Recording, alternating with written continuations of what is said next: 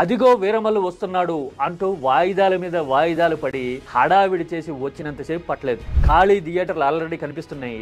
Release అయిన రోజే సాయంత్రానికే success meet అని హడావిడిగా ఏర్పాటు చేయడం చూస్తే 1-2 రోజులు పోతే ఆ బజ్ కూడా చల్లారిపోతుంది అనే క్లారిటీ సినిమా యూనిట్ కి స్పష్టంగా ఉన్నట్టు అర్థమవుతోంది.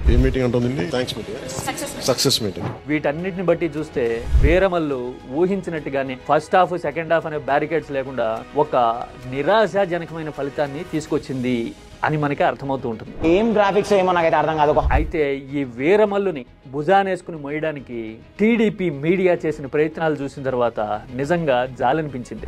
7 గంటలకు వచ్చే కామెడీ షోస్ లో ఒక ఆయన ఎదురు 1000 రూపాయలు ఇచ్చి మరి వీరమల్లు సినిమాకు పోవద్దని ఆడియన్స్ ని ఆపుతున్నారు అని చేసిన కామెంట్ అయితే కితకితలు పెట్టినా కూడా రానంత నవ్వు తెప్పించింది. హరిహర వీరమల్లు సినిమా ఇవాళ అద్భుతంగా నడుస్తోంది, సూపర్ హిట్ అయింది. వైసీపీ వాళ్ళు ఎంత మొత్తుకున్నా, డబ్బులిచ్చి మీరు పోవద్దన్నా, కొంతమందికి వాళ్ళు డబ్బులిచ్చి ఈ 1000 రూపాయలు మీరు తీసుకోండి, సినిమా చూడకండి, నా దగ్గర ఎవిడెన్స్ ఉంది. నిజమే కదా అన్నయ్య. ఒక చిన్న నోటి లెక్క, వీరమల్లు టికెట్ ఏమి 60 రూపాయలు కాదు, అభిమానంతో కొనేసి చూడడానికి 600. అంటే సగటు అభిమానికి కూడా భారం అనిపించేంత లెక్క. నువ్వు చెప్తున్న నెంబర్ ప్రకారం ఇంకో 1000 రూపాయలు ఆ అభిమానికి ఇచ్చి ఆపారనుకో, ఈ 600 ప్లస్ ఈ 1000 కలిపి 1600.